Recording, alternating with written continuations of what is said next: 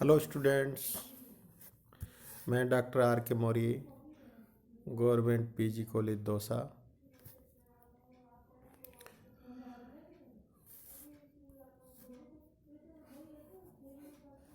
आज हम अध्ययन करेंगे विश्व के कृषि प्रदेश।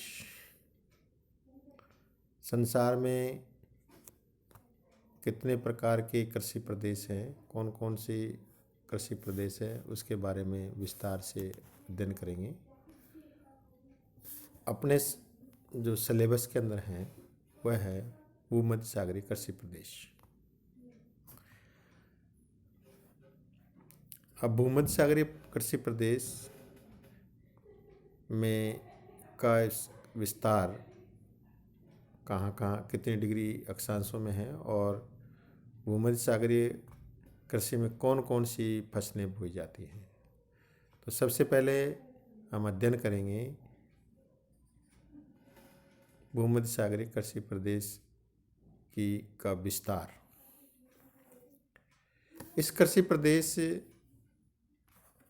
का विस्तार 30 से 40 डिग्री उत्तरी और दक्षिणी अक्षांशों के मध्य दोनों गोलार्धों में भूमध्य सागरीय जलवायु प्रदेश में है। इसमें कृषि जीवन निर्वाह और व्यापार दोनों की दृष्टि से कृषि की जाती है। कृषि के साथ साथ इस कृषि प्रदेश में पशुपालन भी होता है।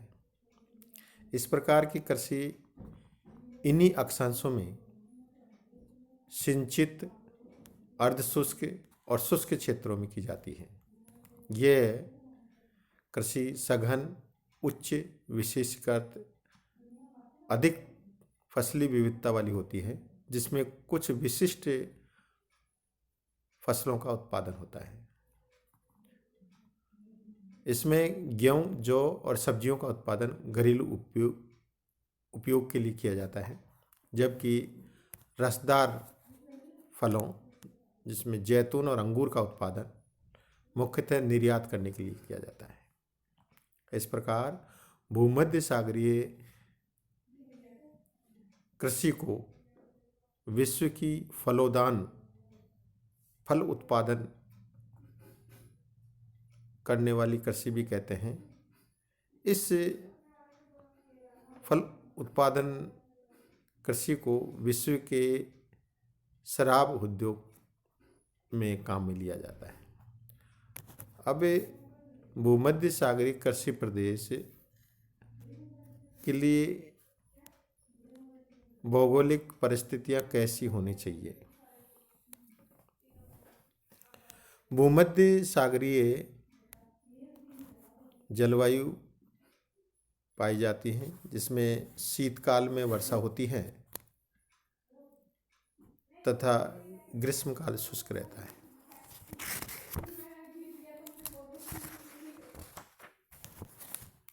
औसत वर्षा 25 सेंटीमीटर से 75 सेंटीमीटर के लगभग होती है।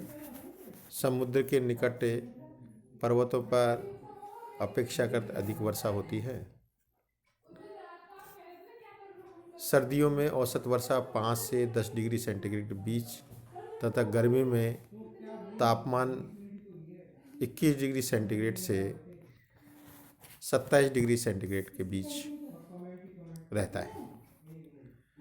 इस प्रदेश में वनस्पति के रूप में झाड़ियाँ, घास और पेड़ मिले जुले उगते हैं। बलुई और कंकरीली मिट्टी पाई जाती है। अब कृषि प्रदेश का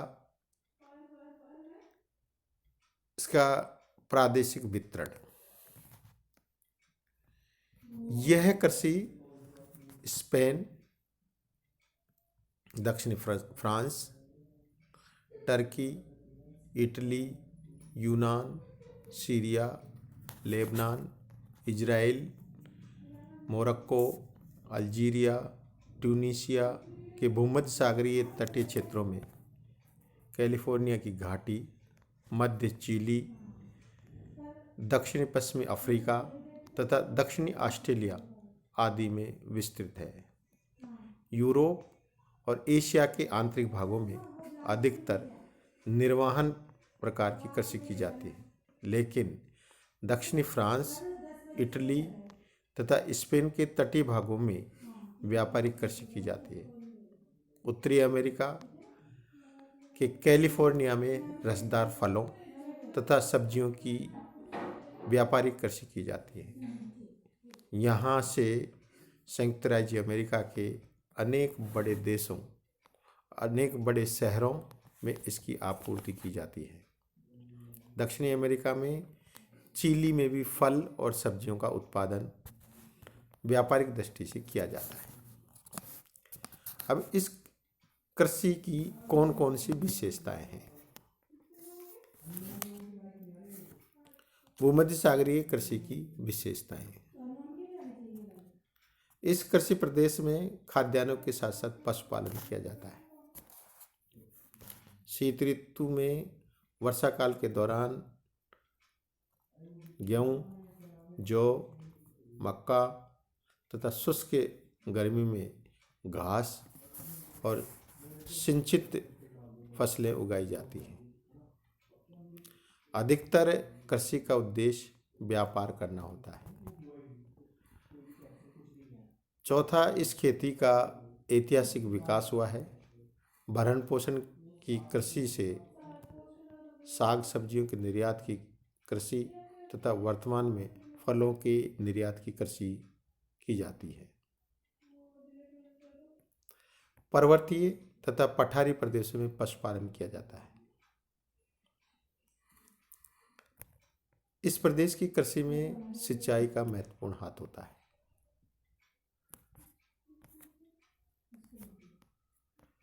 भूमध्य सागरीय जलवायु तथा भूदृश्य विभिन्न अवस्थियों में काफ़ी भिन्न प्रकार की होती हैं और ये फसलों के महत्व को प्रभावित करती हैं।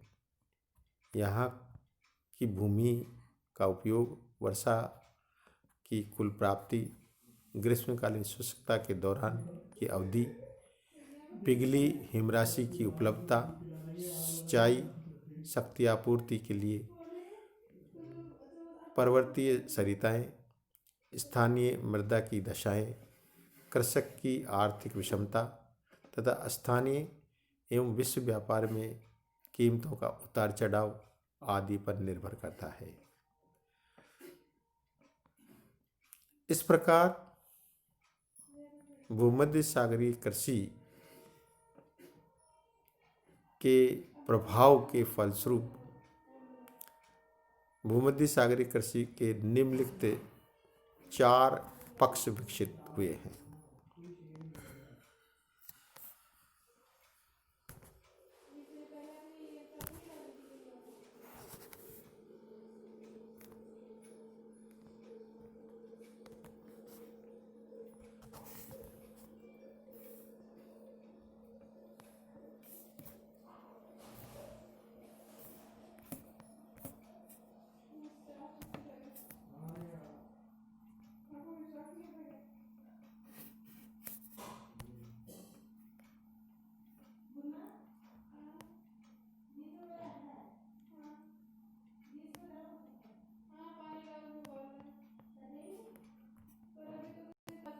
हेलो स्टूडेंट,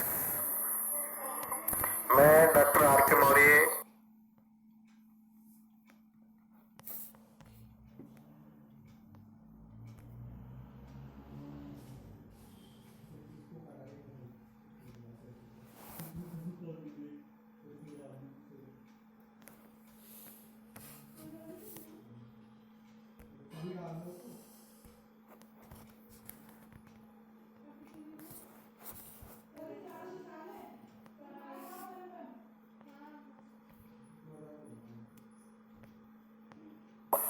हेलो स्टूडेंट्स, मैं डॉक्टर आर के मौर्य